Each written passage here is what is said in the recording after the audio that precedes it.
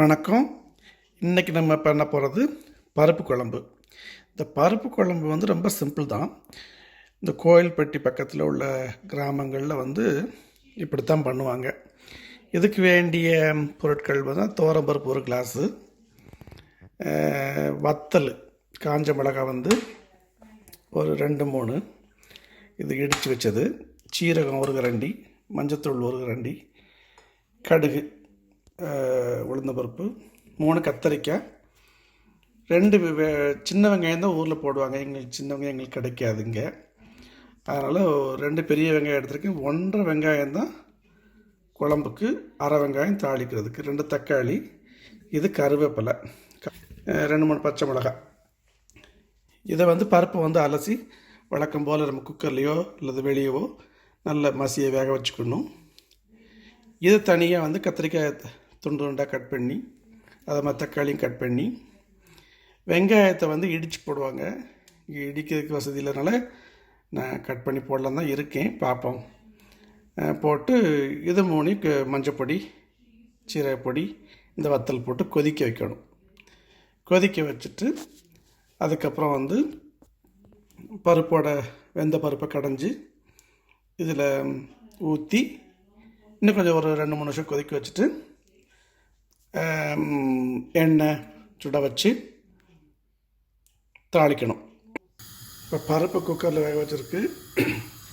இதில் தக்காளி, கத்திரிக்காய், மிளகாய் போட்டிருக்கு.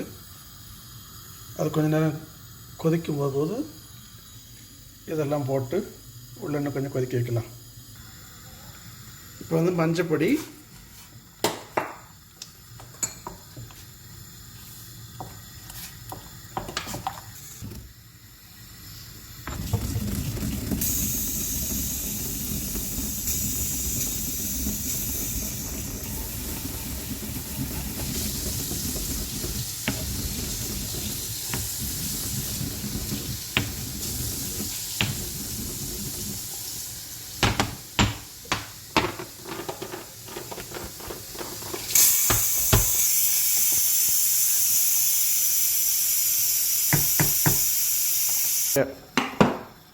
இப்போ பருப்பை திறந்து கடைய போகிறோம்.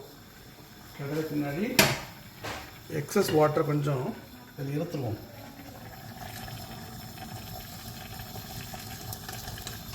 இருத்துட்டு இந்த மத்து மாதிரி இருக்குல்ல, உங்கள்கிட்ட மத்து இல்லாட்டா, பருப்பு கட்டுற மத்து இல்லாட்டா ஒரு உருண்டை கரண்டி மாதிரி வச்சு இப்படி நல்லா ஒரு 4-5 தடவை அமுக்கி கடைஞ்சி விட்டிங்கன்னா நல்லா மசிஞ்சிடும் பருப்பு. மசிஞ்ச உடனே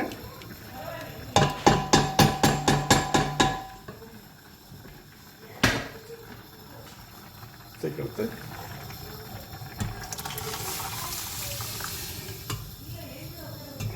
தண்ணி வச்சு அலசி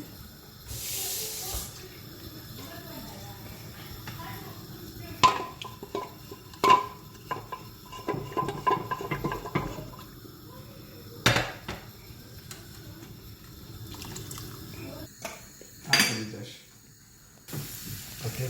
இப்போ நல்லா வெங்காயம் பொரிஞ்சிச்சு. இதை எடுத்து இதில் போட்டு ஒரு கிண்டி ஒரு 1 நிமிஷம் கொதிக்க விட்டுருங்க. அவ்வளோதான், பருப்பு குழம்பு முடிஞ்சது.